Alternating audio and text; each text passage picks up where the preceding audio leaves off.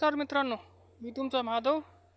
बघा नैसर्गिक भेंडी कशी आहे. बाजूला ऊस आहे, इकडे तूर आहे बघू शकता, आणि वर मोरिंगा आहे की बघू शकता. बघा तुम्हीच बघून घ्या.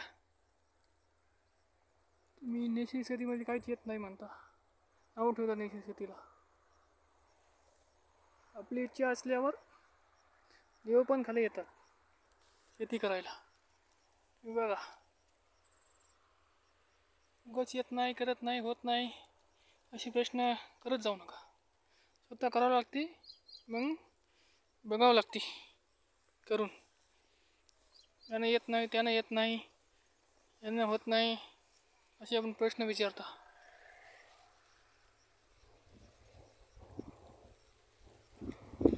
केल्याने होते आहे रे, आधी केलेच पाहिजे.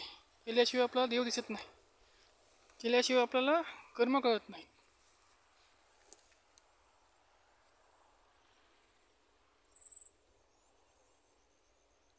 बघू शकता आहे की नैसर्गिक शेती पूर्णपणे. केळी पण आहे, शेवगा पण आहे, तूर पण आहे, वांगी पण आहे, भेंडी पण आहे, शेवगा पण आहे, अजून केळी पण आहे, ऊस पण आहे.